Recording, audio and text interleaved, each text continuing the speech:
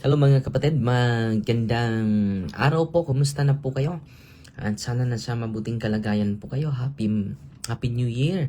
Sa mga hindi pa po naka-subscribe po sa YouTube channel natin, subscribe na po kayo. And then click the subscribe and then click all para ma-notified ka sa mga bago nating live. So ngayon, pag-usapan natin itong magandang katanungan at ito po yung gagamitin ng mga pastor na mga mahal natin. No? At sasabihin nila, hindi na kailangan na may magisterium. Ang nagtuturo sa amin, ang banal na espiritu na. No? Nandyan yan sa banal na kasulatan. No? At dahil dyan, sila na yung mag-interpret sa banal na kasulatan. Ito yung gagamitin nila na talata. At tuturuan ko kayo paano natin ito sasagutin. Kapag hindi natin ito sasagutin, akalain nila tama yung interpretation nila. Dahil malinaw na malinaw sa banal na kasulatan na narinig ko na po ito dahil nung hindi pa ako seminarista, lagi na akong nandyan sa plaza sa UP, na University of Plaza Rizal, no? Sa Tagbilaran, no? So, ano ba yung gagamitin nila? Wait muna mga kapatid ha. So, quick live lang po tayo, no? Quick live lang po tayo. Ito yung talatang gagamitin nila mga kapatid. Mga 10 to 15 minutes lang tayo mga kapatid. Ito yung talata na gagamitin nila. 1 John chapter 2 verses 26 to 27. Sasabihin ng mga pastor, kaya nga nagbuo ako ng sarili kong simbahan. Dahil ang nagtuturo sa akin, ang Holy Spirit. Tuturo sa akin, at nagpili sa akin, ang Holy Spirit. Dahil itong talatang ito yung babasahin natin at ito yung naggamit nila. I write these things to you about those who are trying to deceive you. But the anointing that you receive from Him remains in you. And you do not need anyone to teach you. Wala nang kahit sino na magtuturo sa iyo. But His anointing teaches you about everything and is true and is no lie. And just as it has taught you, remain in Him. So malinaw na malinaw ha. You do not need anyone to teach you. Wala, disabled yung account mo, bro Jared. Ano nangyari? Ganun ba? Kaya pala.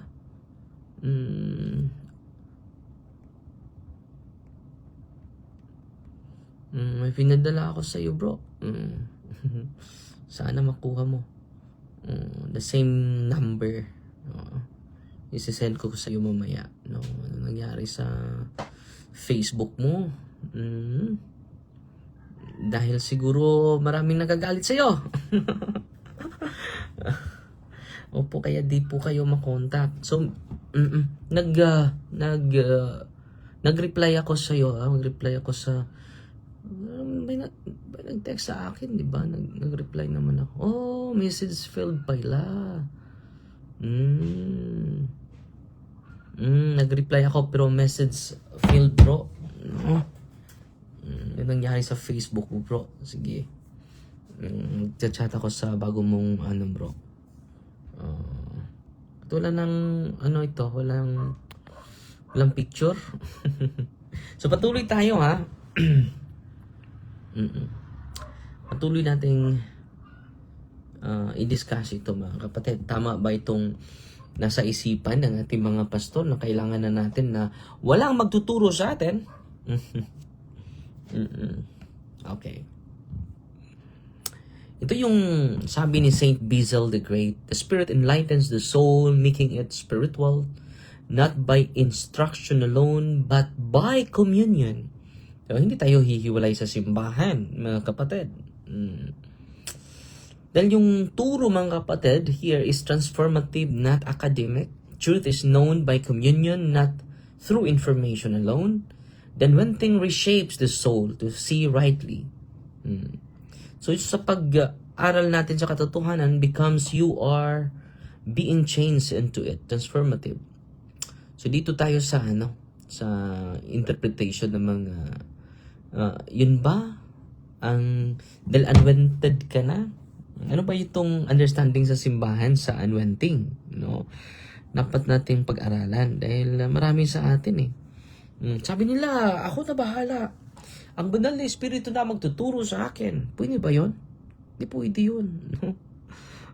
Anong sabi ni Saint Gregory of Nyssa? Yung remain in me. Tingnan nyo yung, kung buuhin ninyo, remain in Him. Knowledge of God increases not by departure, but by abiding. Hindi ka magtayo ng sarili mong sekta. Because the Spirit teaches by recalling Christ's teaching, not replacing it. Nababasa natin yan sa John chapter 14 verse 26. The Advocate, the Holy Spirit, whom the Father will send in my name, will teach you everything and remind you of all that I have said to you. So hindi replacean yung turo ni Kristo, no? So ano ba itong unwanting na sinasabi niya, unwanted by the Holy Spirit? Basta na ba lang tayo na mag-interpret privately? Hindi po. The unwanting that you receive from Him remains in you. What is the unwanting? The church understands the unwanting as the Holy Spirit given through baptism. Sa panahon na bautismuhan tayo, sa panahon na kumpirmahan tayo, Chrismation po'y tawag doon, Chrismation. The sacrament of confirmation, the baptized are more perfectly bound to the church and enriched with a special strength to the Holy Spirit. So, kung na-unwanted ka na, so ang banal na Espiritu dwells in you, remains, and acts continuously in the believer. Hindi tayo hihiwalay sa simbahan. Yung sinasabi, you do not need anyone to teach you, ano ba yung kahulugan dyan? This does not mean, hindi to nangahulugan, no priests, no bishops, no catechists, no preachers, no doctrine, no church authority. The church reads this verse in context. I write these things to you about those who are trying to deceive you. John is saying you do not need false teachers. Yan ang context po. You do not need false teachers. Nandito na kami.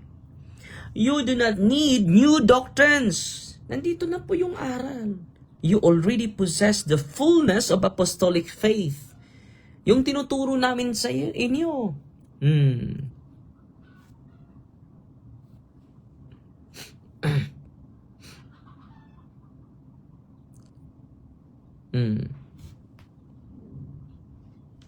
So, yan po kapatid, no?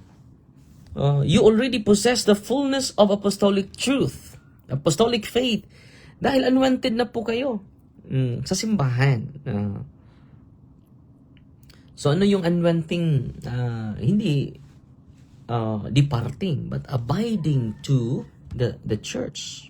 No, the Spirit teaches by illumination, confirming the truth, guarding the faithful from error, deepening the faith, not changing the faith. Deepening the faith, no?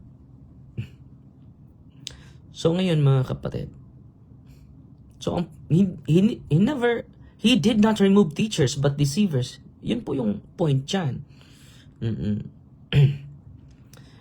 And the Spirit speaks. Saan ba magsasalita yung Spirit? Yung banal na Espiritu? Sa individual lang? And then you isolate yourself from the church? Hindi po yan yung punto. Acts the Apostle chapter 3 verse 2, while they were worshiping the Lord and fasting, the Spirit said, set apart for me Barnabas and Saul for the work to which I have called them. So, saan magsasalita yung banal na Espiritu? Within the gathered church, not privately apart from it. Hindi maggawa ka ng sarili mong simbahan. The Spirit guides church decisions. Example, sa Acts of the Apostle chapter 15, verse 28, Council of Jerusalem. It has seemed good to the Holy Spirit and to us, and lay on you no greater burden than these requirements. So dito ang First Council explicitly teaches that the church teaching is spirit-guided. So yung turo ng simbahan is spirit-guided po.